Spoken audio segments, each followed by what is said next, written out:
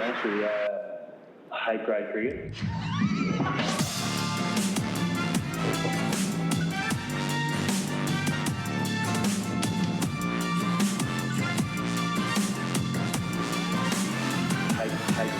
Hello and welcome to the Grade Cricketer podcast, coming right from the heart of the end of the lockdown, capital of the world. We're talking about Cameron Green being the 21-year-old hope that this country needs, but no one wants necessarily. Everyone is scoring runs. No one is taking wickets. Unless you're Marnus bowling seam up in taped-up Queensland pants for his grade side. Tim Paine scores 100, Pezzy lad, in more intimidating conditions than Edgbaston. Travis Head does what everyone else has already done.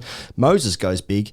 But what is it about test players playing grade cricket that makes you realise that your dreams are dead? The WBBL is back. Jofra is on fire at the IPL, and Sydney replaces Brisbane as the anti-quarantine destination of choice. Sir Curtly Ambrose is on the show, and he tells us how easy bowling is, taking 115 wickets in English League cricket, driving a Nissan Patrol on the WACA, being side-mouthed by Tugga, and how nobody drives Sir Curtly. Hashtag AskTTC involves getting outfitted by your girlfriend's Canadian dad, playing with famous athletes of other sports, and Zoom calls with shadow batting in pajamas. This episode is brought to you by Budgie Smuggler.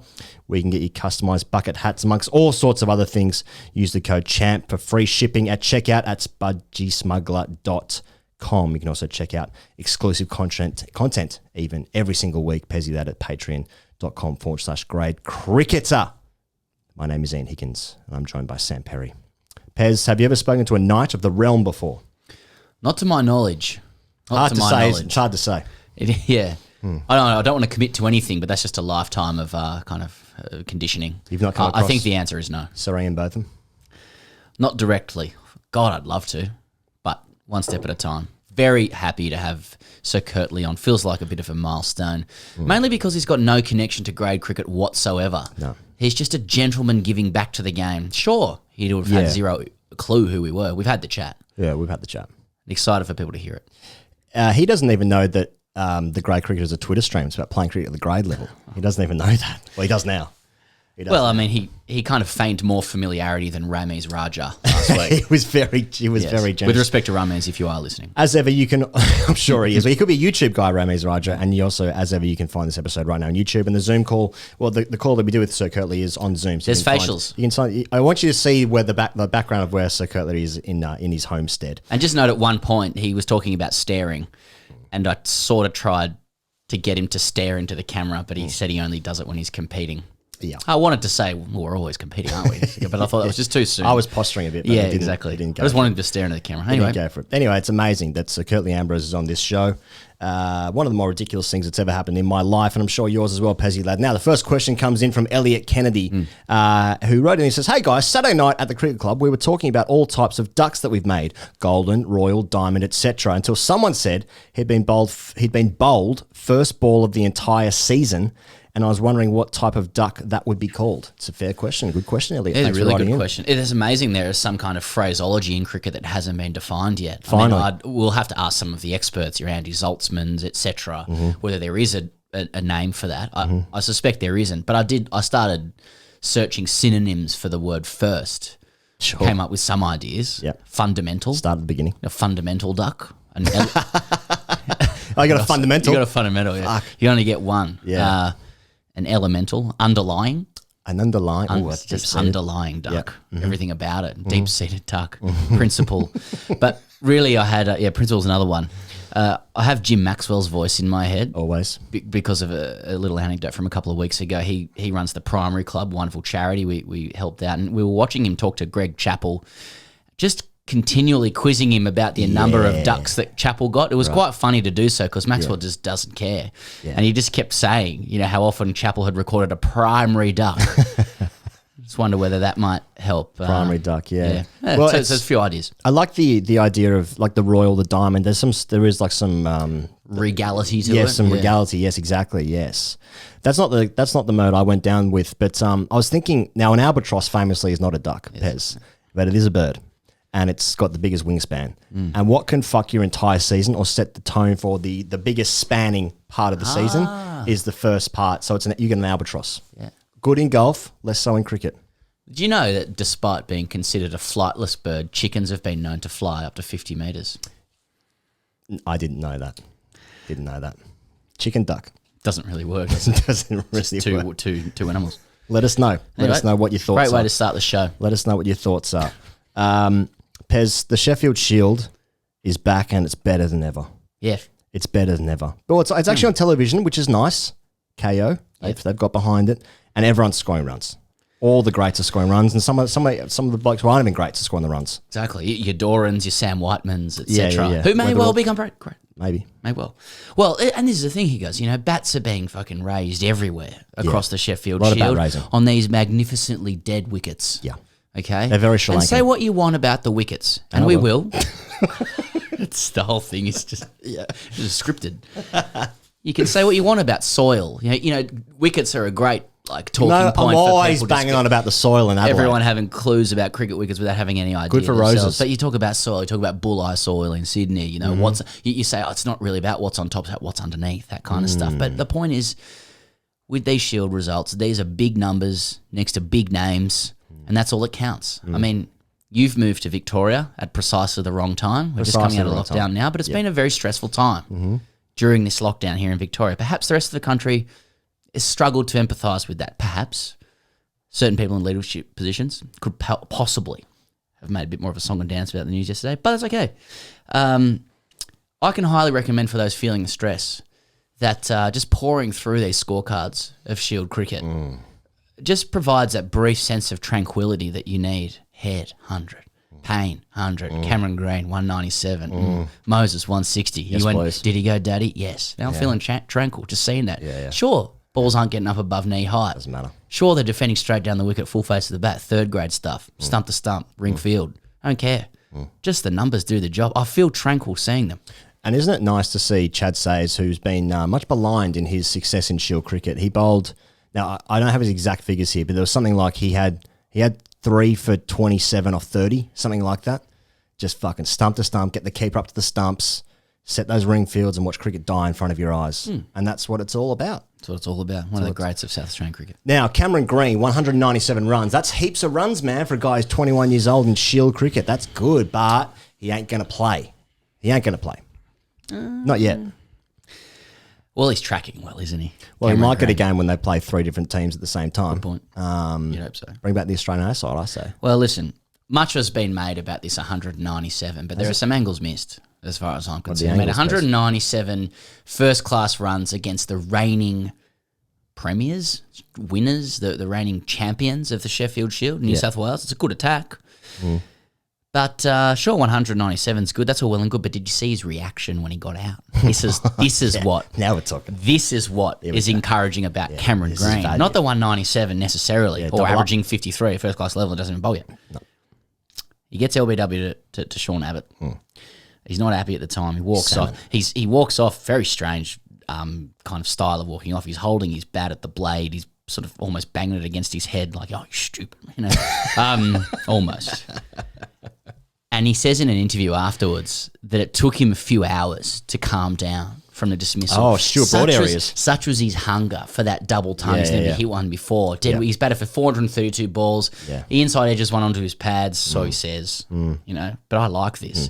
And he's like a throbbing bull, in the change rooms for hours. Now, pulsing. Doesn't that just make you salivate when you think about the future? 21-year-old, 197 wasn't enough. He wanted more, and he's blonde, 6'1", not quite tall runs, but tall. Yeah, tall runs. He's just, the thing is prodigal. The thing. I'm objectifying him. It's good. We actually put an interview request in for him this week, and very politely West Australian cricket said he just needs a bit of a break in between these big innings. Must be it's nice. Okay. They said there'll be another time. Must be nice. Yes, no, but the real value. So 197 is basically all of a sudden it's fucking. That's better than Bradman's 451. Exactly. That he scored in the day. But the reaction. He's getting everything right. Yeah. He's getting everything right about the positioning of himself. Missed out here on a big one. Yeah. But just be angry for. He's got great PR around him. I don't know if it's Roxy Jasenko or whatever. But I was angry. Yeah. How happy will JL be to hear that? This guy's young. Australian. He's West Australian, and 197. He's not happy with it.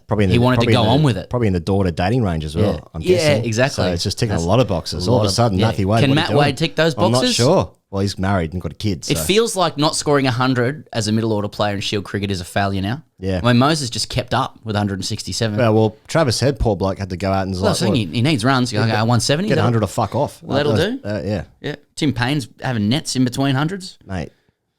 You know, like this is what we need. You know, when I look at like Cameron Green 197, and great reaction, you're right. But like, I mean, when is cricket good? Like when are you like, I had a great day out. I'm satisfied with how I performed. The amount of guys like, you know, when you get out for 90, you have that disappointment, but like guys are fucking liver for throwing it away in the context of the game and stuff. You'd be fucking cheering if you're an average cricketer with a 90. 197, Jesus Christ, you're dining on that for the rest of your life. Yeah. It's just like it's a protocol. It's a convention you have to observe. It's never enough. Blow-ups are right.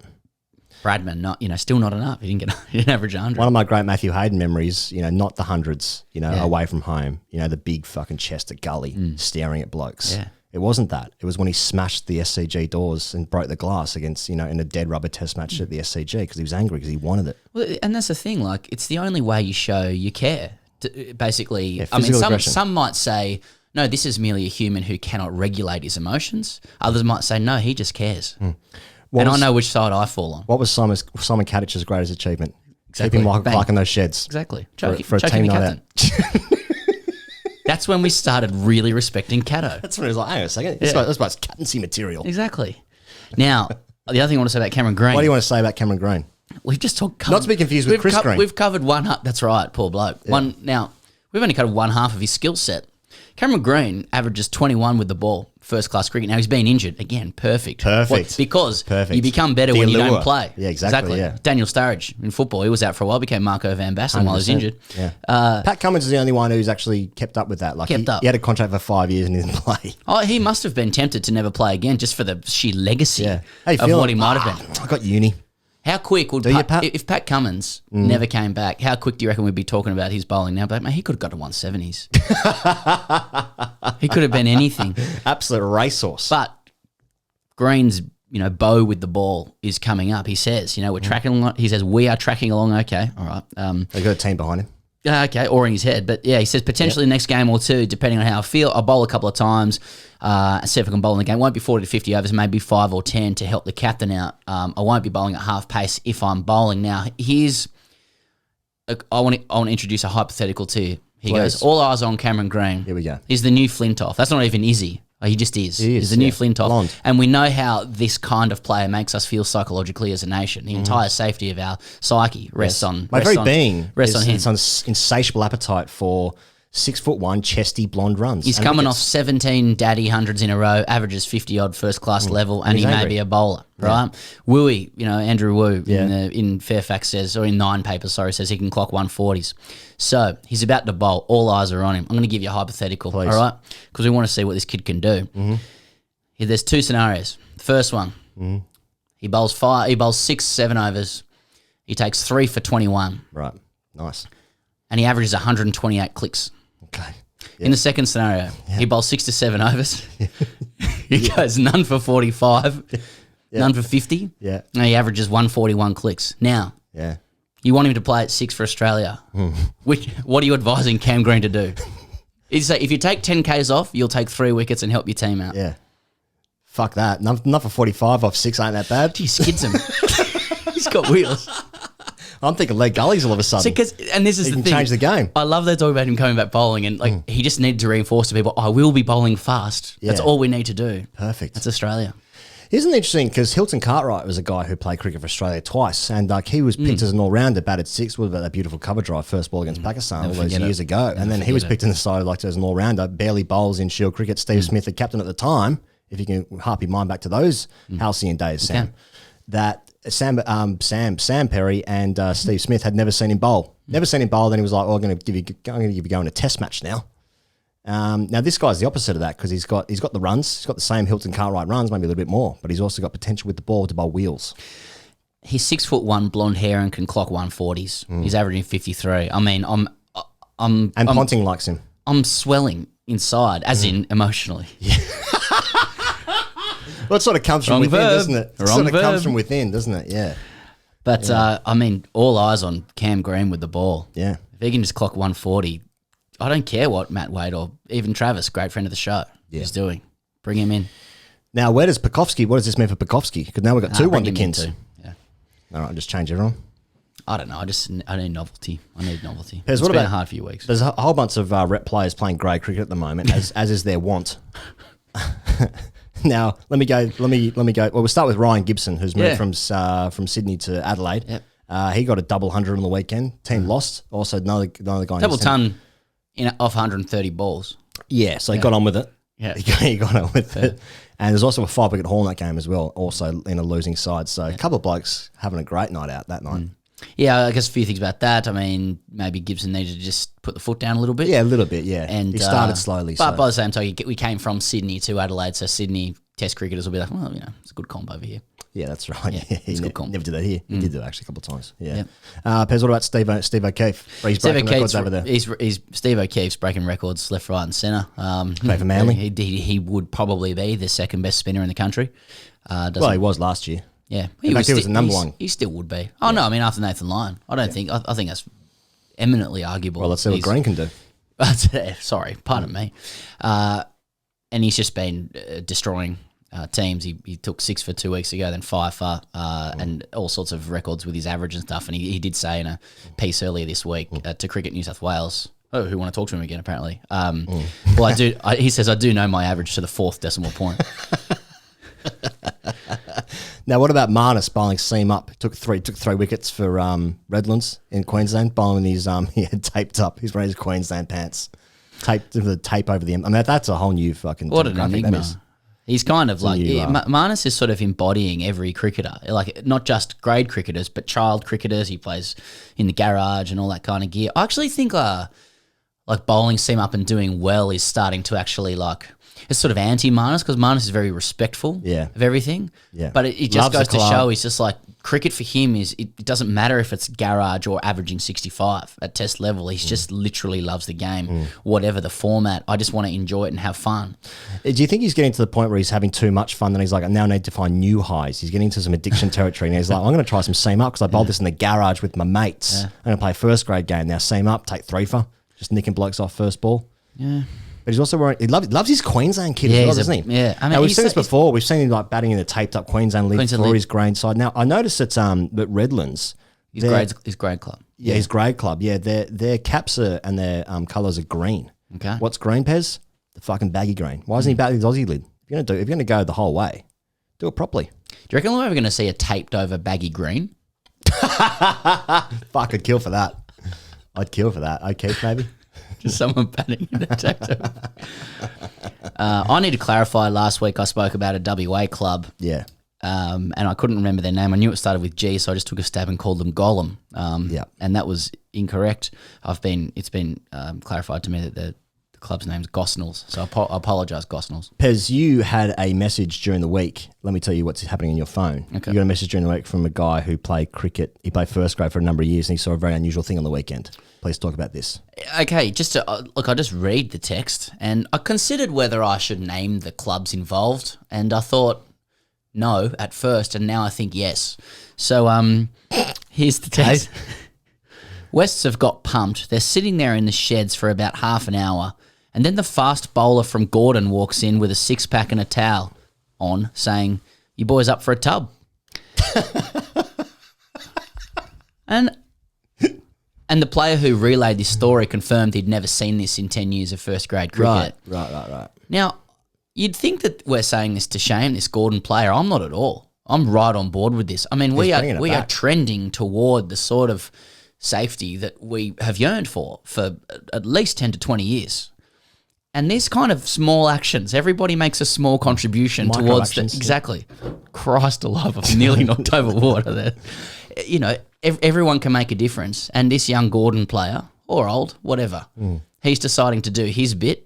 I think it's a lovely gesture. He wasn't even playing. I mean, yeah, you ask yourself, why specifically does he want to shower with the opposition with a 6-pack in his hands? Like, why? What is this? And I've never seen that. And why? Neither have I. And why is he on his own? I mean, I'd understand if it was more sort of 3 or 4 of them coming in and it was a ironic ritual. Yeah. But he's just coming in.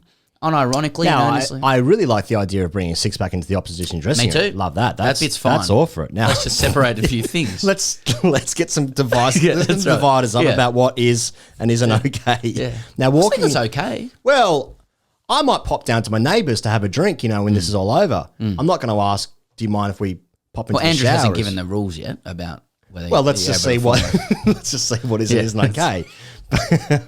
as we go to air. Let's see what the infectious diseases expert have to say.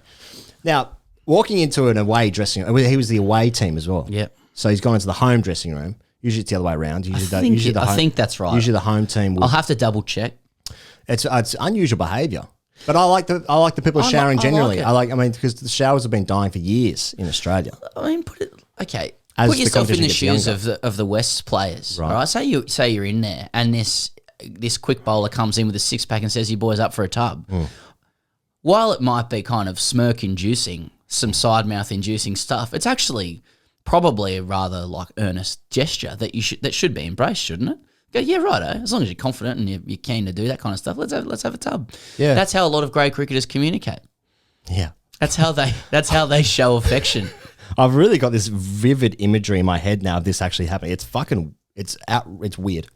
It's weird. It is weird. Don't break the spell on it. He must be the bloke in question. Confident. Again, yeah, he must be Yeah, confident. crazier to do it. areas, I reckon. Well, again, I didn't get any clarification on that kind of stuff, but I welcome it. I welcome general opposition, fraternisation. That's positive.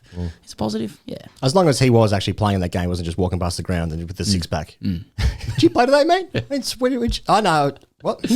I still remember, like, it just on that topic, like a fourth grade match or something at Fairfield, and we were all having afternoon tea, and some bloke off the street just came in and started off. And our captain said, like, "Here for a feed, are you, mate?" Want a feed, do you?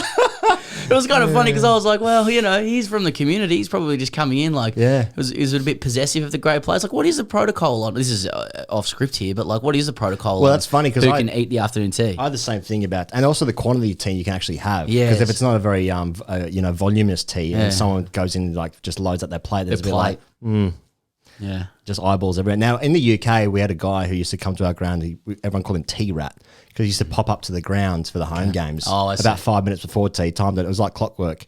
I played there for 3 years and he was only there the first year, so I think he was of age. Right. And of age, he was of a certain age, and I think he might have had too much sugar over those years. But yeah, Tea Rat just popped in, just like, yeah, I'm here for the feed. Are you, mate? Pez, the WBBL is back. Obviously, there's been a lot of rain around on the eastern seaboard of this fine country, which, as described earlier, is girt by sea. As described earlier. That might have been a Patreon show. I can't remember. No, but you just mean in the penning of the lyrics of the national anthem. That's right. Yeah, It's described as girt by sea. It is girt by sea.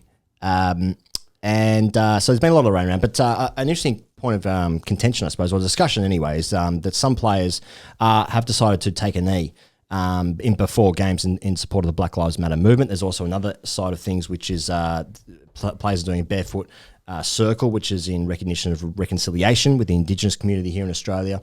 And there's sort of this mix between like both parties wanting to do some wanting to do others, other people not wanting to do any of those things at all. So it's a strange scenario that we've got ourselves in, but I've got to say there's some positivity around it that at least it's happening.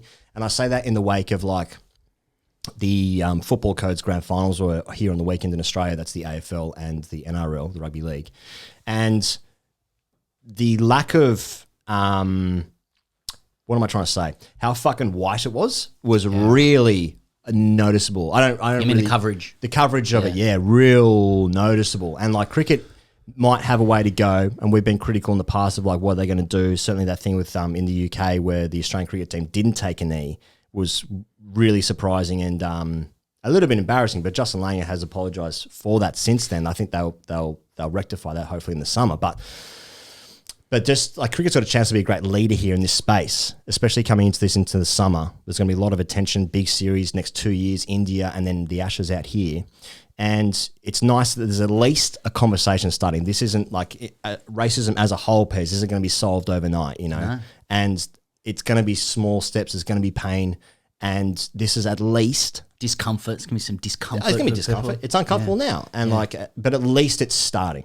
That's something. But it is also confusing in this when there's like two different things going on. Yeah. I think the backdrop to it is really important when you consider that, or what's happening in rugby union with the national team, with for those who aren't in Australia or follow rugby union, which is many people, more and more actually. Yeah, more and more. Yeah, yeah. A sort of quite heralded ex-captain suggested that the players who are wearing an Indigenous jersey in their next game against the All Blacks not take a knee because it might lose viewers, and that he went on to explain it by saying that he doesn't think there's a big issue with Indigenous relations in Australia. So he played with Mark Ella, who was an Indigenous player, one of the great Indigenous players, all players of all time, and he said that he never had a problem. So all good. Yeah, and so against that backdrop, I think steps forward is good for Australia, and the interesting with the WBBL is that like it doesn't have that context of the Wallabies because you're not talking about a national side. I think when you overlay the national context to it, people feel like, well, they're representing everybody, and that's across political divides or moral divides with it, and that's when it has that extra layer of complexity. WBBL is clubs, but it was interesting. We said a few weeks ago, Heather Knight made comment about it. It wasn't picked up by anybody, but we saw a few days ago at Hurstville Oval, a couple of teams took a knee. And Mel Farrell, a friend of our show, she took a photo of it. Sam Ferris did CA, and I thought, that's interesting. And then a couple of other teams played at North Sydney Oval. They didn't take a knee. And I actually called comms at Cricket Australia. Or sorry, I didn't call. I emailed them, and they called up. And I said, listen, what's doing? Like, is this a CA? I said, what's doing? It was a professional chat. Hey, what's doing? Yeah, what's doing with this? It's Twitter strain. What's the CA guidance on this? Is it happening? Is it not happening? And they said, look, this is actually there's been a lot of team meetings about this. Right. It is a particularly hot issue. Some teams want to do it. Some players want to do it. Some players don't want to do it. Some players are saying, look, the only person I kneel before is God. That's got to be respected. And I said, are we going to have a scenario where some players are going to be taking a knee and some aren't going to be taking a knee? This person said almost definitely, probably will happen this afternoon with the Sixers and the Thunder, but that game was rained off. Anyway, but they just wanted to make the point that players are being empowered to do what they feel is right, and that teams are empowered to do what they feel is right. And CA aren't going to be issuing a directive on who is and isn't allowed to kneel. So I do think that's a start. You're right. There's a mixture of rituals going on. There's a barefoot circle. There's a knee. There's a global context. There's a national context. But this is a step forward, and I was really happy to hear CA say that they're going to permit players or encourage players to make their own calls on this. And now that the conversation started, it's incumbent upon everybody to do what Jason Gillespie says, I think. The great Jason Gillespie, who said overnight in the Cricket Connecting Country series that CA is doing that, you've got two ears and one mouth, and use them in equal proportion. It's a great opportunity for people like us and listeners to do exactly that, to listen to stories. That's right, mate. I think that's the best way to put it as well, because, because this is now being put into the mainstream, and the WBBL will hopefully lead into the men's summer, is obviously more eyeballs and that sort of thing. And then that will definitely lead to like people who are listening to the show, watching the show, who are playing club cricket. They're going to have these conversations and hard conversations with people who are going to see that and be like, fuck's this shit. Yeah. People who are listening to this are going to have conversations, or maybe very uncomfortable conversations about those people. But why do you think that's bullshit? You have to listen to the stories and then start the conversation. Well, and you know what? They don't have to as well. And many people may not. And I think that those who are telling the stories or whatnot need to, try and do so in a positive manner. And that way we'll get hopefully more unification and support for our Indigenous friends, because there are some stories that I think are really worth listening to. And I look forward to more and more of that actually happening, and we'll do that on this show as well. Pez, just quickly, the IPL. Oh, can I just say quickly, just because with the WBBL, we've been talking about a political social issue. I also watched Grace Harris on the weekend. She scores runs for Brisbane Heat. Scores runs every single time I seem to watch her play. Has only played for the national side a couple of times. Can someone who knows more about the WBBL tell us why Grace Harris doesn't get a better gig? Oh, what are you saying here? No, I don't know. Just, I'm not saying photos. What are we looking at? I'm just saying she should be selected. Okay. In the Aussie side, good side, the Australian side. Yeah, it's a good side. But she does seem to have. She has something about her, the way she plays. She always just seems to be dominating at the middle of matches. Yeah. And I just wanted to say shout out to Grace Harris, who seems to be a very good cricketer. Now, is it as good a side as say the men's England ODI team, which Tom Banton said hardest sports team in the world to get into? That's a very good question. We'll can only ask Tom that. IPL Pez. Yeah. Jofra Archer's doing great things. He's doing amazing things, which I find interesting in the context of, say, a Pat Cummins, who famously went for 3.1 million Australian dollars. Keep saying that, don't we? Hasn't done it that well. And I thought, well, it's unusual to pick a fast bowler. Sure, he bats a little bit, Pat, although does he actually bat that much? I mean, he's got more potential with the bat than he has actually, succeeded with the bat, I think. But, like, for a fast bowler to go for that kind of money, then they're going to play the series in the subcontinent, it seems like, that's surprising. But then Jofra's like, oh, no, Jofra's fucking probably the best bowler. So I love Jofra. So he's got the wood over Warner as well, which is pretty funny. Yeah.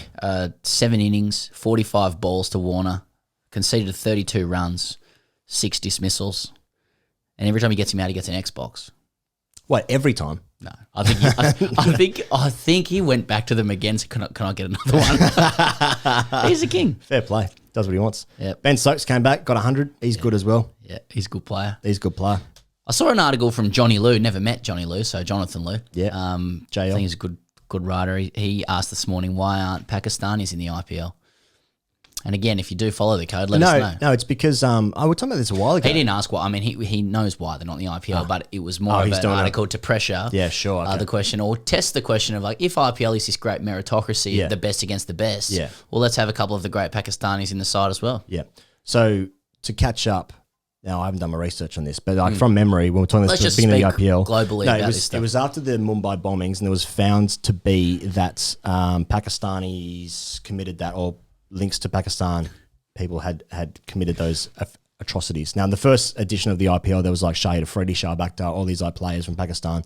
When that happened, they were like, nah, you're out. Now, Babar Azam's obviously the number one T20I. Are they still calling it T20Is? No, whatever. The international T20s. Short form. I don't know, mate. The short form stuff. Yeah, he's the number one player in the world because he can't get a gig because he's Pakistani. So what's that about? And they're playing it in the UAE, and that's kind of home to Pakistan cricket, really. I don't know. It'd be good to see him there. Yeah, it's just finally, before we talk to the Knight of the Realm, Sir Curtly Ambrose.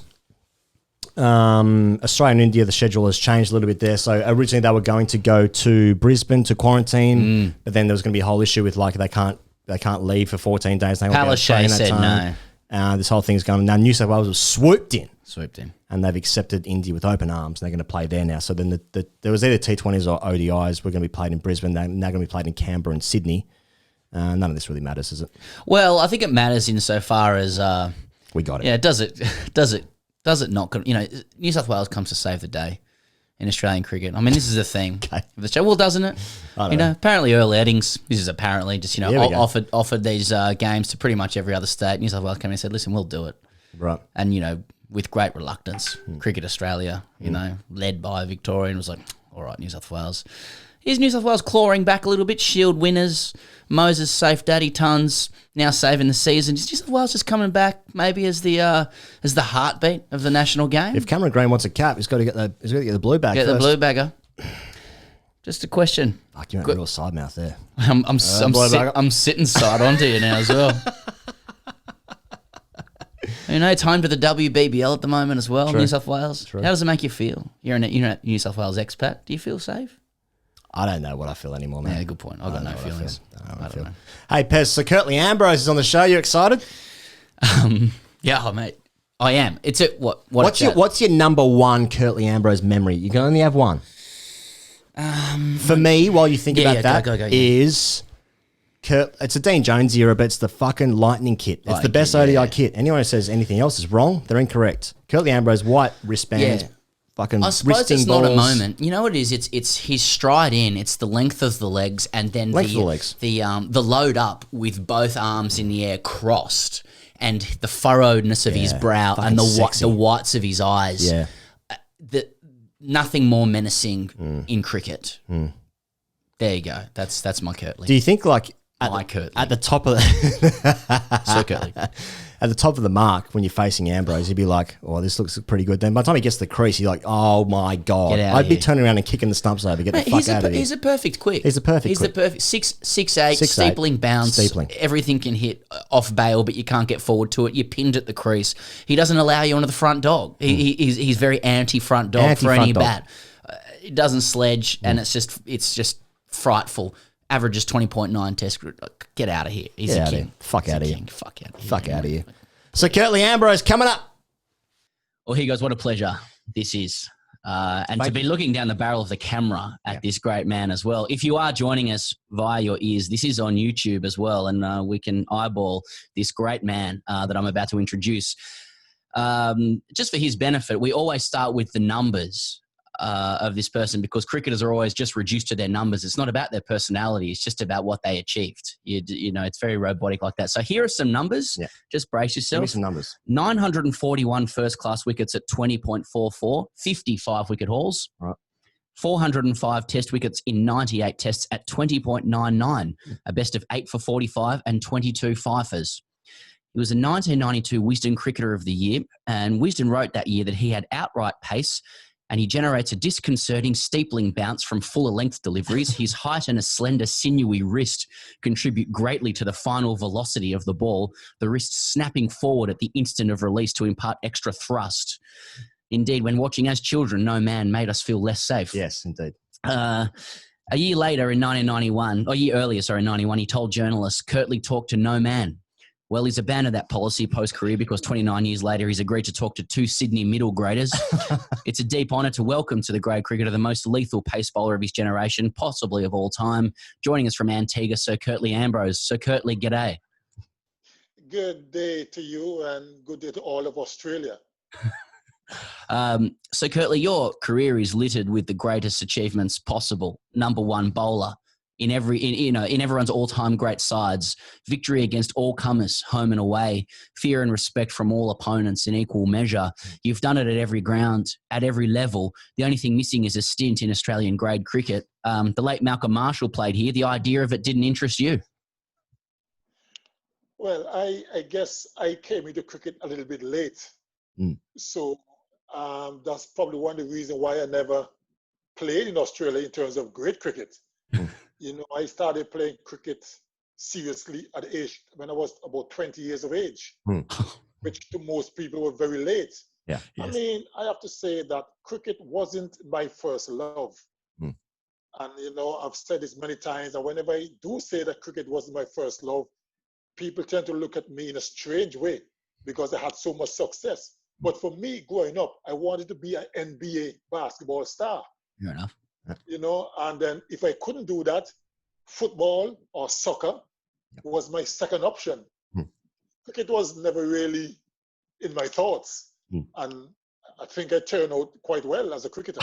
It went okay. So, I mean, basically, cricket was your third choice, and you're currently sitting in a room in your house of just littered in trophies of just all the accolades.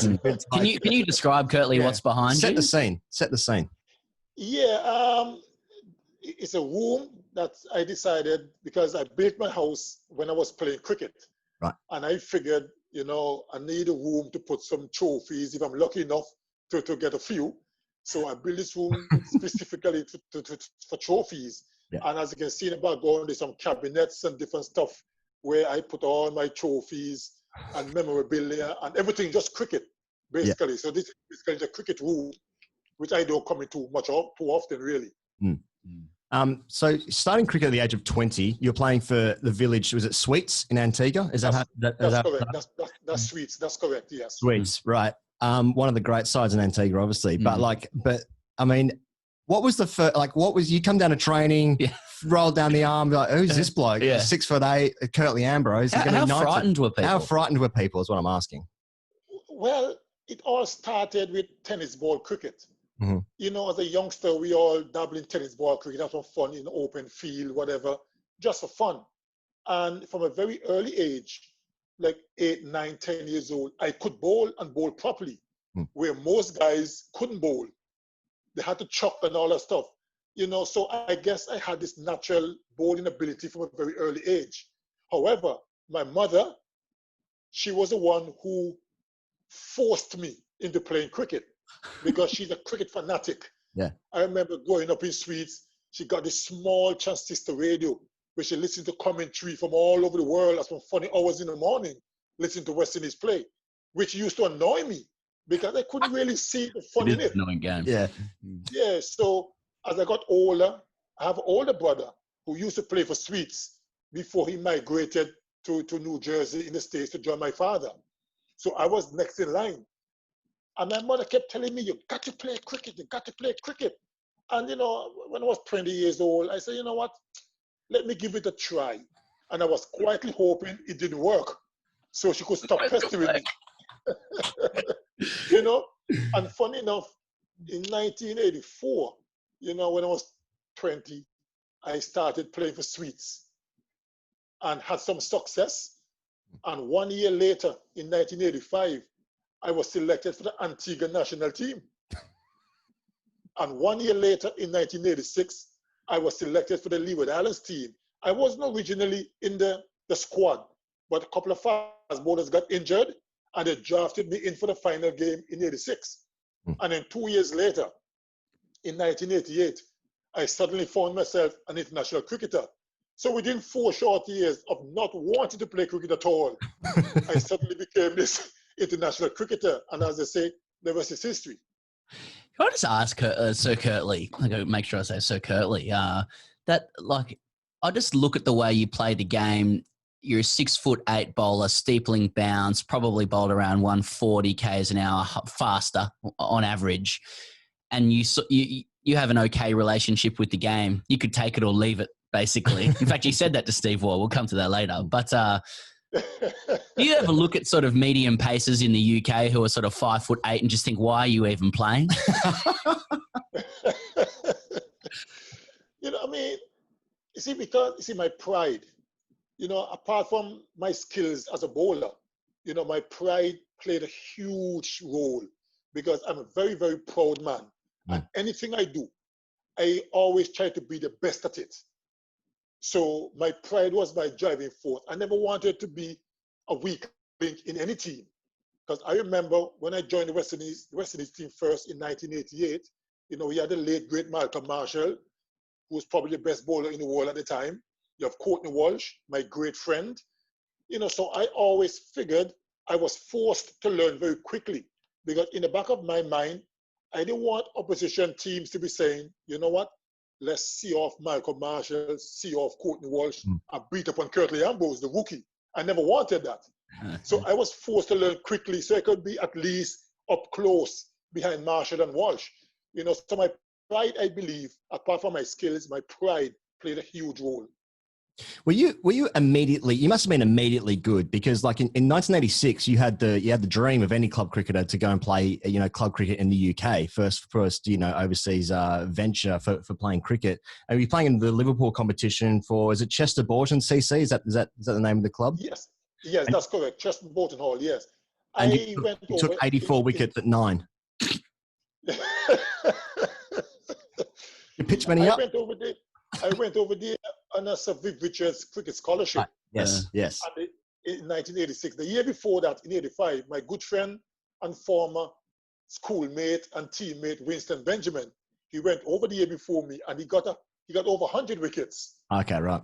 You know, so when I went in 86, I got 84, and up to this very day, he'd never forget that. You know, always keep reminding me that I fell short. You know, and then I did pretty well, and then the following year, in 1987, I went to play for a team called, the name escaped me. He come back to me in a Lancashire, the Central Lancashire League, Haywood. That's the name of the club. I went to play for a team called Haywood. And I took 115 wickets. And to me, that was enough to win the championship, right? It was enough. Yeah, it's enough. Well, wrong. We came mid-table. Can you imagine? So he figured 115 wickets, that's enough to win it. We came mid-table, we're even close. Yeah. You know, and then after that, I got a contract to play for Northamptonshire in 88. But then I was selected for West Indies team the same year against Pakistan for the home series, and then we toured England that very same year in 88. So my county cricket started in 1989. So my career basically took off, I mean, just overnight. Yes. I think about, you've often spoken about being able to work out whether batsmen are afraid of you through their eyes when you're talking. And I think about these poor club cricketers in the mid to late 80s who had to face you. But amazingly, like you've also often made the comment that the Windies rarely, if ever, sledged. And the belief was that if you can't do it with 5.5 ounces at 90 miles an hour, then you're probably not very good. And you shouldn't need to talk. On the other hand, speaking about the Australian way, former Australian captain Michael Clark said, if we're nice, we're not going to win shit. So do you ever wonder whether you might have taken more wickets if you sledged a little bit more? That certainly wasn't a part of my game. It certainly wasn't a part of West Indians in general. We just figured, like I mentioned, 5.5 ounces at 90 miles an hour is enough to really do the talking for us. Enough. We didn't need, and I said that if guys have to use sledging, to get the right results, to me, they're not any good. You should let the bat and the ball do the talking for you. I'm not saying you can't say one or two things, because in the heat of the battle, things can be said. But, there's a cutoff point. You don't want to use sledging to get results, the right results. That's what I meant. Let the 5.5 ounces or the bat, the willow, do the talking for you. So that was never my thing, really. So I give you a steer, I look at you, with a serious face, because once I'm competing, there's no fun. You understand? It's business. I want to win just like you. So there's no fun out there. Competition, I want to be a winner. I enjoy winning. So, but I never really, sledging to me was not part of my game. Do you still have that stare? Do you still use it, or is it just for games only? Are you doing it now? Yeah. No, only when I'm competing. Okay, right. I don't play cricket much anymore. Once or twice a year for charity-worthy causes. But I still play basketball here in the local leagues in Antigua. And I'm still as competitive and as aggressive as... Because once I'm competing, that natural aggressions tends to come out of me. Yeah. You've said in the past, Sir Curtly, that, you've got a great affinity for Australia as a place and Australians as well. And you've said that, like, Brisbane is your favourite city, which goes right against, Kevin Peterson's comments, who hates, Brisbane for some reason. But what is it about Brisbane specifically? Is it the brown snake, Brisbane River, Kangaroo Point, R.M. Williams? What are we looking at? Thunderstorms. Yeah. When I came to Australia first, way back in 1988, my first tour, I don't know, I just fell in love with Brisbane. I can't remember exactly what it was. I don't know if it's a Sunshine Coast or what, because it's kind of Caribbean, like the beaches, and I don't know, but I just fell in love with Brisbane, and just has always been my favorite state. Doesn't necessarily mean I don't like the other states. I do, because I think Sydney is a wonderful place. I've been to the Sydney Harbour Bridge and the Opera, and so it's a wonderful place. But for some reason, I have this strong affinity to Brisbane, and that has always been my favorite state. So, Curtly, like, from our perspective, like we were pre-teens when we were watching you take on the Aussies, and as kids, don't make me feel so old. As kids, as kids in Australia, a lot of listeners will agree with this. Like, we were fed a lot of propaganda about how Steve Waugh and the Aussies were the heroes, coming up against the villainous, godlike might of the West Indies. And then you get a bit older and you realise Sir Curtly Ambrose is a peaceful man who plays bass and a bit of basketball. And Courtney Walsh is a gorgeous, gentle soul. And there's a few stories about Steve Waugh where you sort of go, well, what's going on? And so I guess my question to you is, like, were we wrong? Were we the bad guys growing up, and were you guys the good guys? No. It's nothing like that. I never had no problems playing against Australia. We as West Indians, there's a mutual respect in Australia versus West Indies. Because before we really became the best team in the world, Australia thrashed us in 1975-76, 5-1. They murdered us, right? And those teams, you talk about the Chappell brothers, Dennis Lilly, Jeff Thompson, Pascoe, Rodney Hogg, all these guys, they had a fantastic team, And then I remember Clive Lloyd saying then, after that thrashing we got in 75-76, Clive Lloyd said that he realized fast bowling is the way to go. Because we got slaughtered, let's be honest here. To take on DK Lilly and Jeff Thompson, these guys, wasn't easy. And then we developed our four-prong attack, Andy Roberts, Michael Holding, Colin Croft, Joel Garn, and Malcolm Marshall, Curtly Ambrose, Courtney Walsh, Patrick Patterson. The list just keeps going on and on. And then we became a dominant force. over the years. But in terms of Australia, West Indies, there was never any bad blood. Certainly not when I played. On the field, we're ultra competitive. So were the Aussies. But off the field, we always get along very well. Those guys will have a beer or two or 5 or 6, after a game. I certainly don't drink and I don't smoke. So I wasn't a part of that crew. But off the field, we always have very good relationships.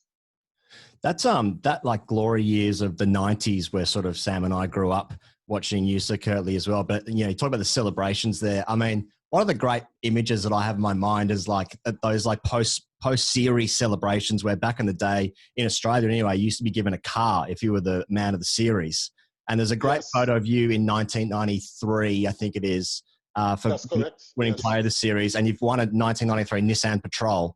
And there's you driving the car and there's like 15 blokes just hanging out the back of this thing, just riding around the WACA. More like 25. I remember that clearly.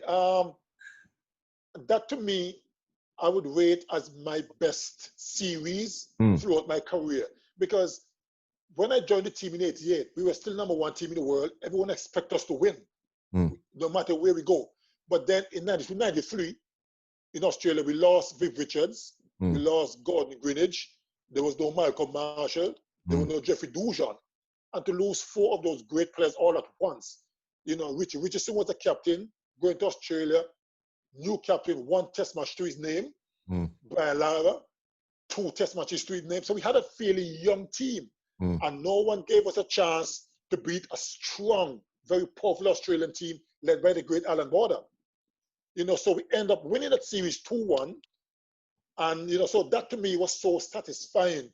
And at the end of the game in Perth, when we won the series 2-1, everyone was saying that we had to take a lap in the vehicle, in the Jeep, in the Nissan Patrol. I said, no, man, we don't need that. And the guy said, no. And they say, I had to drive because I took more than 30 wickets in the series. So they say, man, you were a star in terms of the bowling department, so you had to be at the wheel, And so we had a lap around the track, and it was fun, And I mean, it was really something that I will never forget. Fast forwarding to the Caribbean in 95, so Curtly, I mean, you've no doubt fielded enough questions about the incident with Steve Waugh to last a lifetime. I promise this has got a different angle to it. Like, you've always remained pretty tight-lipped about what Waugh said to you that day in Trinidad. It's sort of vague. It's like, he might have sworn. I'm not sure. Is that to honour? And you said you didn't hear him. Like, is that because you're trying to honour a player's code? Or is it because you legitimately couldn't hear him because he so often talks out the side of his mouth? That series in 95, they dubbed it the decider. We were number 1, Australia were number 2, very close behind us. And they decided that whoever win that series, well, if Australia win that series, they'll go to number 1. If we win it, we'll remain number 1. And we were 1-0 behind in the series. So there was a lot of tension and pressure and frustration and everything because we didn't want to relinquish our number 1 status. And that particular game was played in Port of Spain, Trinidad. And it was a pitch with a lot of grass on it. It was a difficult pitch to bat on. It was conducive for fast bowling.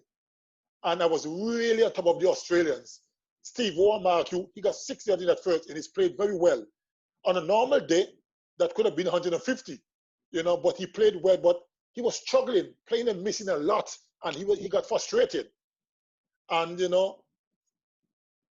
one of my teammates told me, that, as he was walking back, because, I give it a steer, and then I go back to my mark. And one of my teammates told me that, Steve Waugh said to F off, right? Telling me to F off, get back to my mark, or something along that line. But honestly, I didn't hear him. So I went back to my mark, bowl a few, and then we break for lunch or tea. We had a break. And after the break, I came back out, bowl at him again. He kept missing, So as I followed through, something snapped in me. And I said, I asked him a question, did you swear with me? And he didn't say yes, he didn't say no. He just said, I can say whatever I want to say. And that to me was a yes. And that's when all hell broke loose. And I said to him, that I don't have to play cricket. I have no career left. I will knock you out right here and now. And if they ban me, I don't really care. Well, of course, I didn't say that gently. There was a few expletives in between. You know, I was really heated. Yeah. And to be quite honest, that started right there and ended right there. Steve and I never spoke about it. I met him a couple of times after, and we never spoke about it. Only guys like you and the media and all the cricketing people will ask about it. We never spoke about it ever. We never lost our mutual respect. As a matter of fact, when I did my book, you know, the guy who wrote the book for me, Richard, was saying we can get the legendary Richie Benaud to do the forward. Because, I mean, I have a tremendous amount of respect for Richie Benaud. I think he's one of the greatest commentators ever. And I said to it, you know, it would be a nice touch to ask Steve Waugh to do it because of our rivalry. And Richard was asking me, you think he'll do it? I say, we won't know till we ask. So Richard reached out to him, and he readily agreed to write the forward as well. No questions asked. And everything that he wrote, I put it in the book. Never changed a word. You know, so we still have that mutual respect. But honestly, on that particular moment, I really wanted to knock him out. Well, to come full circle, we started talking about having fear in the eyes of young club batsmen as Sir Curtly Ambrose is running in. But 3 years later, I think it was in Trinidad again, in the Test match against England, with the only Test match in history of Test cricket where a match has been abandoned due to the state of the pitch. I think it's actually Brian Lara's first game as captain as well, 1998. That was Sabina Park, Jamaica.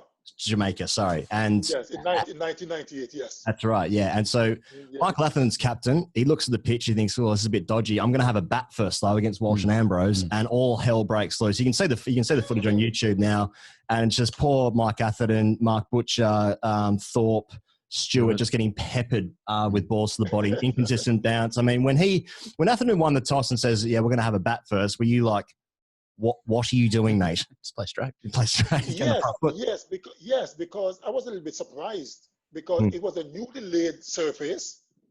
No one knew how he was going to play. So if I was the captain and I won the toss, obviously I'm going to bowl first. Let the batting team fight it how they can. So when he said he was going to bat at a 10, I was a bit surprised. Yes, the pitch is a bit up and down. It was a bit up and down. But see, the thing is, right, they kept saying how much the ball is bouncing. I mean, come on, Courtney Curtly was 6'8". Even on flat pitches, we tend to get extra bounce. Yeah. So I didn't like the idea they're talking about the bounce because we were getting, because we get bounced all the time.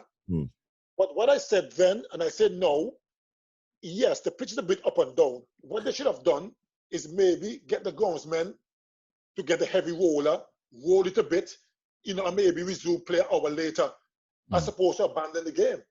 I mean, we have thousands of spectators coming to the UK and all that stuff. So I think they made a gross mistake to abandon the game so soon.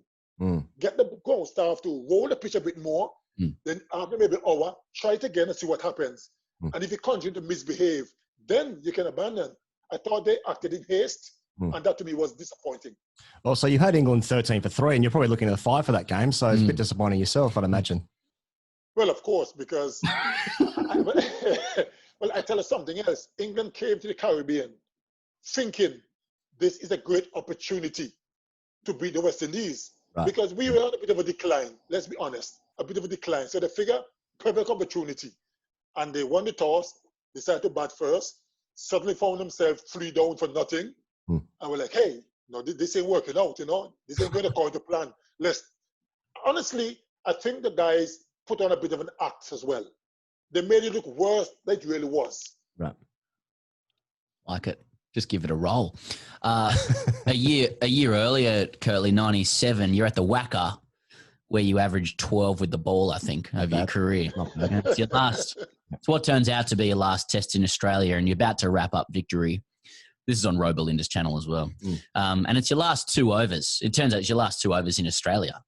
Now, you're a peaceful man, Sir Curtly, but I just want to ask, how good did it feel to wrap up your cricketing time in Australia bowling approximately 15, mainly around the wicket, no balls at Shane Warne's body? you know, well, it looks so cool. It tells you I'm human, right? Yeah. Yeah. I heard people make some comments about I did it deliberately to intimidate Shane Warne. That is utter nonsense. Was it just a run-up thing? Curtly Ambrose don't have to bowl no balls to intimidate anybody, right? So that's utter nonsense. I honestly, up to this very day, I don't know exactly what happened. I tried everything. My whole experience came out. I cut my run to a shorter run. You know, I even running a bit slower. I tried everything possible and kept going over and over and over. It became so frustrating. I said to my captain, Courtney Walsh, you know, as a skipper, this isn't working. I'm trying everything I can. The only thing left for me to do is to maybe bowl some off spin, you know, to finish you over, so I wouldn't overstep. I mean, I don't know exactly what happened. It was one of those freakish moments that I could not solve. And I said to everyone, you know, well, I'm human after all, you know. I mean, it was frustrating for me, to be honest, you know, and not a nice way to end my career, but, you know, life goes on. I don't know. I think it was a really good way to end your career. I think a lot of Aussies would find that very funny. Also, you finish up with buying some off spin as well. Yeah, that's right. Honestly, I wanted to do it where there's both off 2 steps just to get it over, finish and done with, you know. But my captain said no. Courtney Walsh, you know, my good friend and captain, said it's not going to look good, you know, and that's the way it was. I thought it looked great. Just a final one, Sir Curtly. You've been so great to give us that time. I've noticed comments of yours before saying, you know, if you want to drive, go and buy a car.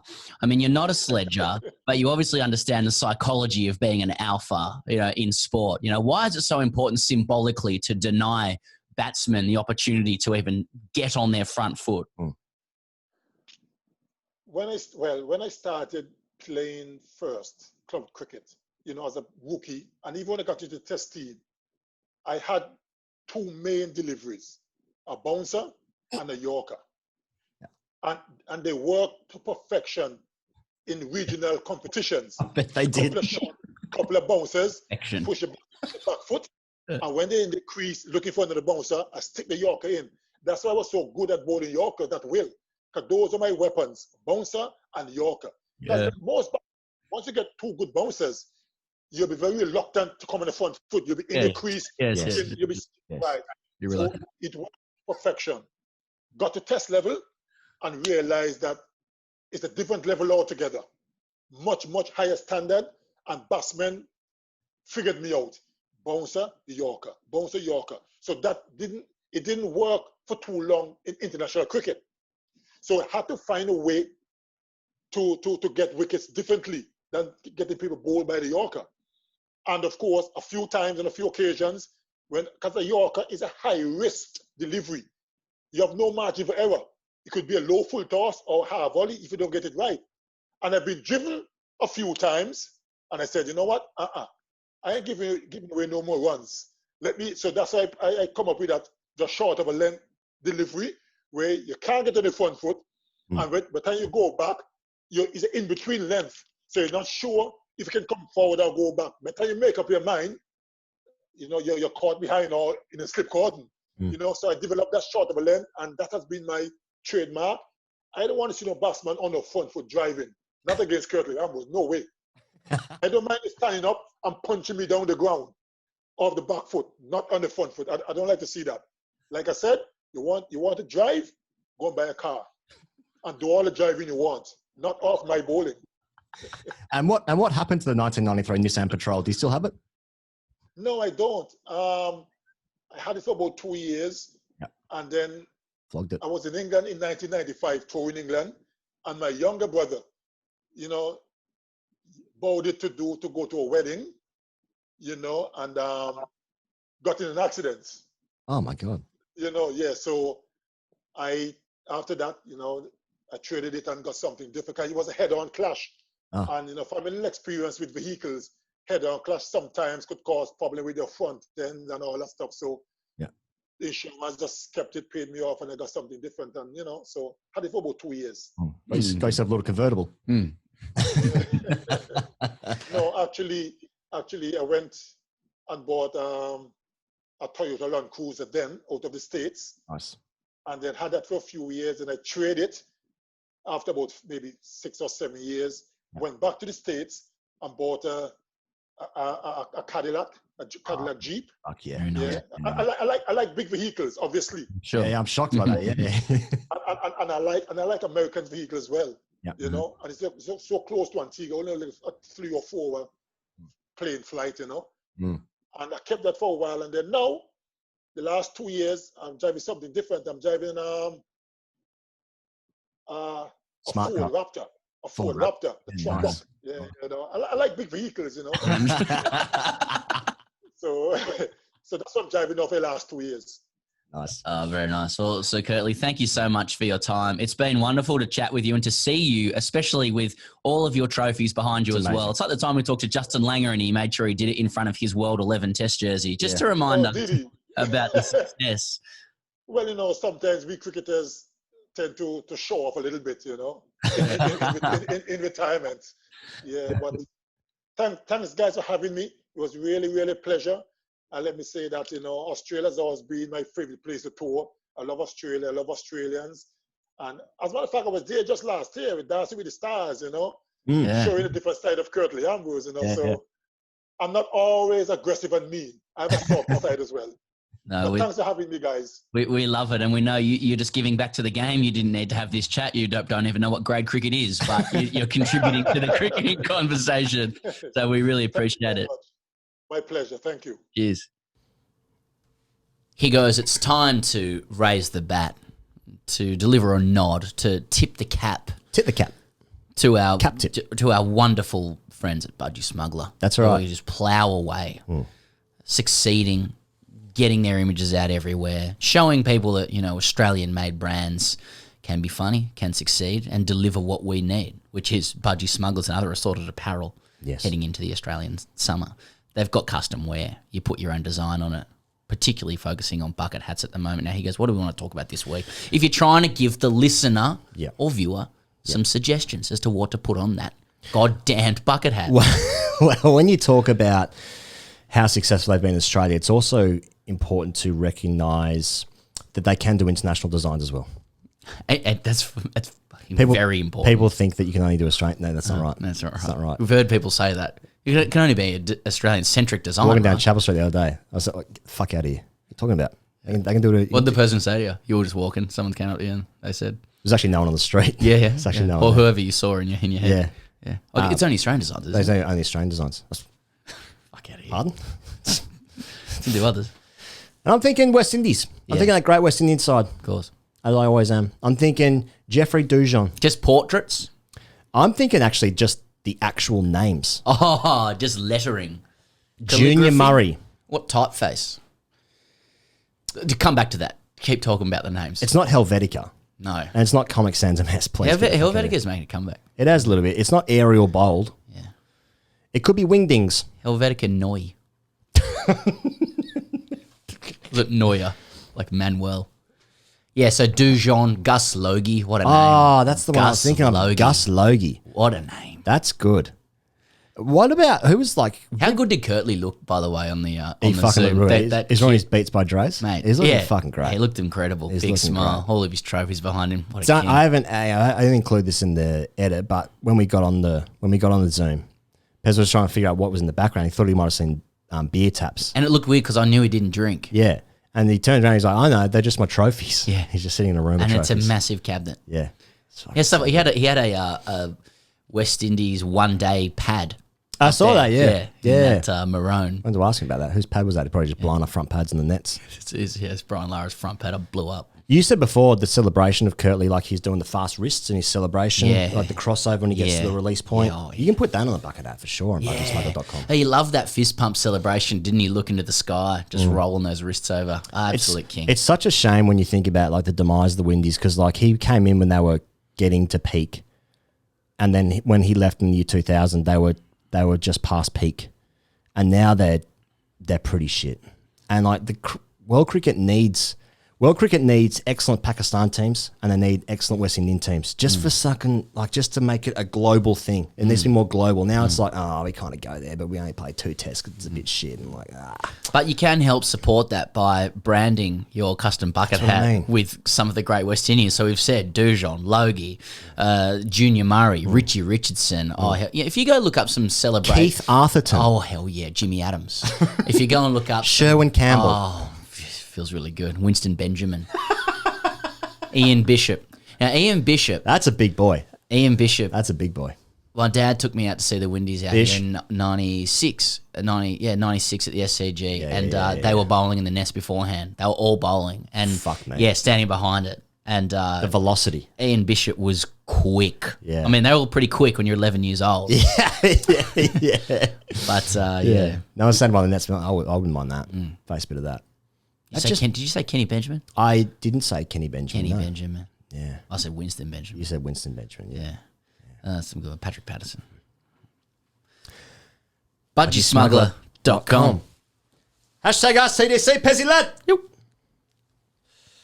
We had a great question on Patreon this week, patreon.com/great cricketer, about a guy who had a very unfortunate drug incident at a festival in WA. It's not to glorify drugs, necessarily, but it happens. It happens. It happens. It's just a thing that happens. People use drugs. They have for a long time. Yeah. And he was given a brownie by some Norwegian? Yeah. Danish. Norwegian. Let's not sully our Great Danes with this. Not to be confused with the Great Danes. Danes, who are a dog breed who support the show. Silently. He took four for one. He thought he was having one. He actually had 4 times the amount he needed to. Yeah, he actually said that was 16. That was enough for 16 people. And just had a little slice there. A little slice himself. Anyway, it's all about how cricket is so deeply embedded within your unconscious that sometimes that can be the light out of a drug-fueled incident. Freddie Eggleton writes in, Pez. He does. All right, lads. Looking for some advice on a non-cricket related matter. My girlfriend and I have been dating about a year and now live together. Life is good, but there is one serious issue. I'm sure I'm not the first who's had to deal with this problem, and I'm sure as heck won't be the last, but that doesn't mean I'm any closer to solving this issue. I keep being outfed by my girlfriend's fucking dad. He's a typical 50-something man's man. You know the type. Engine, DIY, grilling, stuff I don't give a shit about. Engine, DIY, grilling. You know the type, Pez. Yeah. I'll put my hand up and say I'm not the most practical bloke going around, and apparently that makes me less of a man in a certain someone's fucking archaic viewpoint. He laughed at how I was washing the car the other day. Fucking Englishman. In quotations. He is Canadian and I live out here. How rude. He muttered as he walked off. How the fuck can I wash a car wrong? I'm also a vegetarian, so that's probably got something to do with it too. How can I stop him offering me every time there is practical work to be done? Shit that I would normally not give a shit about, but now in the last year it's become annoyingly important for me to prove that I can do these manly tasks. But by far, the worst of this occurred when we went for a round of golf. It was a long afternoon, fellas. I'm no golfer, but what I didn't know is that he played off 4. The ability difference was fine. I have no problem with that. It was his obvious fucking little comments, small digs, little laughs, driving off in the buggy to leave me to searching for my ball in the rough. Mind the rattlesnakes there, buddy. Buddy is the Canadian champ. Reading between the lines, is this all code for you aren't good enough for my daughter? I have tried and failed various techniques to reverse the offering. For example, he's a bald cunt. So I have grown my hair long to assert male dominance, but my attempts have been futile. I can't even talk about the summer of 55 batting average, 300s, 750s, 125 strike rate, because this cunt doesn't even follow cricket. Do I take his daughter back to the promised land of England, never to deal with his petty shit again, or just call off the whole relationship, green card and all, get back on Tinder, and renew my cricket career? Cheers. Yeah. Cheers, Freddie. Classic scenario. Oh, you say this all the time, don't you, with Canadians? The man's man, Freddie Eggleton. Look, is he trying to say to you, Freddie, that you're not good enough for my daughter? I would say no. I'd say he's trying to test you out in the only way he knows how, and he's not sure about you because you're not like him. You know, there's certain people out there who are like, I just need you to be more like me so I understand what's happening. He doesn't understand. Eat some elk. Let's go hunting. Just need you to understand. I don't understand you Pass unless the you're maple like syrup. me. I don't understand things that are different to what I do. Let's watch the ice hockey. Yes. Let's watch the Canucks. But if you're talking about the alpha life. And we are. Don't forget, Freddie, you're in an intimate relationship with his daughter. Let's hope so. So you are, well, let us hope so. And I'm going to make that leap. By default, you are in the alpha position, okay? And he's clawing back. There's probably some stuff going on there around just the sheer fact that you are in a relationship with his daughter. Yeah. So it doesn't get much better from an alphaing standpoint. So always remember that. But if you do want to play in his orbit, if you want to get into the man's man orbit, if you want to. Now, I'm not sure if you should, because it doesn't sound like you get into that orbit very often. Let's see where it goes. You know? Lay down with dogs, you get fleas, Freddie. But if you do, he's obviously got you covered for coordination. Yeah. He's got you covered for car washing, you know, handiwork. I guess my question is, can you make more money than him? Yeah, that's interesting. Because that normally winds up old blokes. Yeah, that does. Boomers, and he is one. Yeah. Boomers should have more money than us, just due to a number of financial regulations that have been involved. I mean, we all know that. Yeah. But if you can somehow just start to increase that earning capacity over his, and you're going to find that's just your two-pronged attack. Let him beat you at golf. Let him have, let him outball you. You know, let him wash the car better than you. Let him do better grilling than you. Defer to him. But you'll just always know. And he'll always know, quietly. One, you make more money than him. And two, you're in a relationship with his daughter. That's it. That's all you need.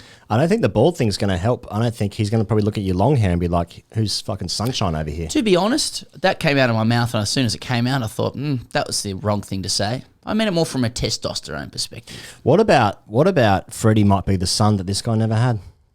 It's love. What if he just asked his father-in-law to be, perhaps? I should jump the gun here, but just ask him for some golf tips. Just ask for some nurturing advice. All of a sudden, he won't mind. Don't you think Freddie's Freddie's girlfriend's dad is just he'll be all over that. He'll exploit that. Oh, this is how you do it, buddy. Maybe at the beginning. You want love and peace. Yeah. I don't think there's going to be any peace and love with this man. I just think Freddie needs to make bank if he wants to live in that alpha orbit. If he does. Back to England then. Bit more old money in England, isn't there? Bit more old money, yeah. If he's from England, he's fine. Never been to Canada. Seems nice. Rion Banks writes in, "G'day Higme, Possum and Pezzizoid." As a youngster playing cricket in Rockhampton, I was part of some outstanding club squads and half-decent rep teams for most of my junior days. In fact, a few players in the same junior teams as myself have gone on to higher honours in other codes. Cameron Munster, Australian Kangaroos, Corey Oates, Queensland Maroons, and both Jonah Placid and Duncan Payawa, I think it was, Queensland Reds in Toulon. I also shared the same junior club as Jess Jonathan for a couple of years. Good cricketer, Jess. Now, given I'm a lover of most sports, I see these people on a weekly basis on TV and can't help but feel a little jealous. Even though I was the supreme cricketer of the bunch, I routinely catch myself saying unhealthy things like, "It's good to see Corey still can't catch a ball." Cameron hates tackling as much as he hated being bowled at the legs. Consequently, he hit me for my first ever six when we were 11 years old. Jess only bowls left-arm orthodox. It's not like finding a cure for cancer. People are often making that comparison. Yeah. So my questions are, and there are a few, how do I rid myself of this tremendous envy, but not enough that I somehow continue living vicariously through their successes? I'm also returning to my old grade cricket club this season. Do I tell the young players that these now professional athletes used to religiously do the covers in hope that enough of them undertake this duty that I won't be required to help ever again? 3, in case my cricket career falls short, can I still make a late run for the Brisbane Broncos? I'm currently 25 while struggling with an old ACL injury from 9 months, 3.5 years ago. Big fan of the Patreon content, boys. Keep up the great work. Rion Banks. Okay, Pez. Yes? 3 thoughts. 1, is this a bit like, I don't care about the answers to the rest of the questions? Here are just a list of people that I know. Oh, without doubt. Okay. 2, who hates being bowled at the legs? Who hates everyone? Well, he was saying Cameron Munster. Cameron hates tackling as much as he hated being bowled at the legs. People attacking your legs when you were playing, come around the wicket, at his legs here, boys. Yeah. Not even LBWs. Yeah, Watson maybe. Just let you know. Left arm orthodox. We were talking about before is like left arm orthodox Pez as a skill. When you turn up on a Saturday, like that's just the easiest life you can ever have. It's the best way to play cricket. It's the if best. I was ever come back as a left arm orthodox number 8 bat. Ashton Agar's got the easiest life of anyone. Oh, yeah. Easiest life. You can tell by talking to him. You can tell by the way he talks. He's got the secret. He knows. Yeah, he knows. He knows. He's aware. Because his brother's buying pace. That's why when we asked him, are you going to concentrate on anything or do you want it all? He goes, I want it all. I want it all. He knows he can have it all when you're left arm orthodox who can stick a bit. When have you ever seen a left arm orthodox bowler bowl a bad spell? Xavier Doherty maybe against Kevin Peterson at that time. Maybe. But apart from that, it's just, you turn up. It's never a bad spell. You can't get it really wrong. Like leg spinners can get it really wrong. Like Bo Casson played cricket for Australia and got the yips. Like he started bowling seam up. He just couldn't fucking land it. You were the same thing. I mean, you didn't play tests as far as I know. Be a surprise if you did, hiding that baggy green Pez. But, but it just doesn't come out the hand right. Yeah. You see Jack Wildermuth hit 27. No, he hit 37 off and over. Yeah. And the leg spin was bowling. Yeah. Fuck me. He couldn't land it. Yeah, well. Paul Blake couldn't land it. It happens. Painful, yeah. I can see that you're welling up from within. You're swelling up again. You can bowl leg spin for 20 years and practice 3 times a week for 20 years. And you could stand at the top of your mark and go, I'm going to be more effective bowling seam up and I've never done it before. Yeah. That's how hard this skill is. Yeah, exactly. It's an absolute roller coaster. They need support, leggies. Lastly, can I make a late run from the Broncos? I'm 25. Well, if Curtly taught us anything, he just started playing cricket at 20 and he was playing the test team in one of the greatest test teams ever. And Broncos are weak at the moment. So, don't worry about your ACL. Where does he play? Darius is out. Yeah, that's a good point. So I actually went on to Rion Banks' My Cricket. There we go. The first entries for Rion are from the under 14s. And actually, as a 35-year-old, it felt a bit unethical looking at them. I don't know why. I was just like, why am I looking at a 13-year-old stats?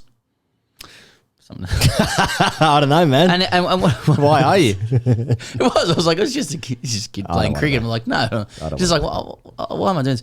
Why am I doing this? Rion's main question is about how can I overcome tremendous envy. Now, envy consists in seeing things never in themselves. Yeah, penis envy.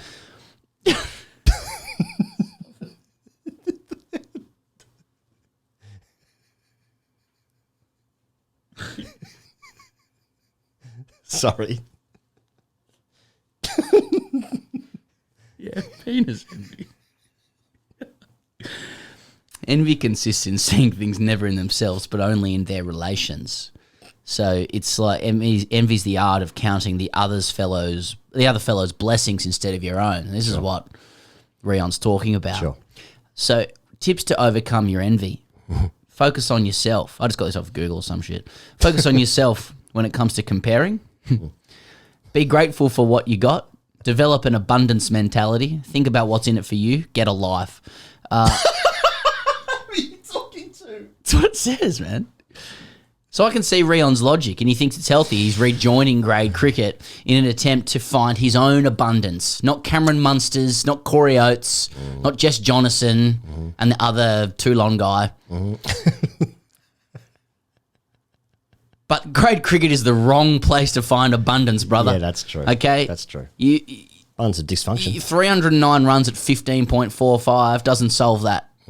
Rion, you're looking in the wrong place if you want an abundance mentality, unless brother. one of those innings is like 120 and the rest is a washout. Still a good season. Good point. Last one, Pez. Okay. Current City writes in, Dear Higrat and Pezzy Lad, I'm a 24-year-old lapsed cricketer over in the UK. Lapsed. Sorry, I was just saying it. Oh. I walked away from the game at the end of the 2018 season when I moved to Manchester, leaving my little village in the northeast behind to pursue a graduate career. Lapsed. My new job involves a lot of travel, or did before COVID, and due to working away from home a lot, I couldn't commit to midweek nets and playing every Saturday. This meant that last summer was the first summer since I was 12 where I wasn't spending my weekends playing cricket. It was a great summer. I went on various trips around the country and spent time with my friends on weekends. I was able to go on a 2-week-long road trip around Portugal with uni mates and not be worried about missing a crucial league match to help my boys secure 5th in the NYSD. That's the North Yorkshire South Durham League 4th Division. In March this year, the pandemic hit the UK in full effect. Prime Minister Boris Johnson ordered the national lockdown and asked folk to work from home. Life became pretty miserable. Being stuck indoors all the time with fuck all to do is a recipe for madness. I found myself on Zoom calls not listening to a word of what anyone was saying while shadow batting in pyjamas. When I take breaks to grab a beverage, I now walk through my bowling action on the way to the kitchen. The return of cricket over the summer has undoubtedly seeded the idea of going around again in my mind. If the world doesn't go back to normal and I'm not travelling as much for work as I do, as much for work, do I ask my parents to send my old gear and buy a new stick? Do I really want to go back to averaging 20-odd, 12.37, and bowling my medium pace outswingers? Am I just lonely from isolation and feeling the want and need to get around the boys, or perhaps even the boys get around me? Do I miss human company so much that the idea of a post-match circuit with blokes I don't even like seems appealing? Am I broken? Or is there something wrong with me? This all still feels like a good idea, knowing that I'll be losing half my weekend again, have to go through being the new bloke at the club, and have to deal with my lockdown rig being judged in the showers. So, boys, do I go around again next year? Or will the world be normal enough for me to continue to ignore playing cricket? Keep up the good work. Curran. Thanks, Curran. Look, normally when we get these questions, he goes around, should I go around again? Yeah. We tend to weigh it all up and land on no, that cricket will not give you what you think you want or what you think you'll get. Yes. It will not do that. It never has. It never will. That's not the game. You will not get that abundance, that on-field performative kind of dream that you want. But these are pandemic times, he goes, so I'm inclined to flip it for this question, because Curran's putting this in the context of the pandemic. All bets are off with COVID, he goes. And I noted that Curran talked about, should I get around the boys? And I think that's what Curran wants. Yeah, I agree. He just needs to get around the boys. And to be got around. And to be got around, of course. There's normality in the mediocrity. There's familiarity in the mediocrity. It's beautiful. There's sanity in the mediocrity. Curran, get around the boys. Play again. And that goes to all of you. See you guys next week.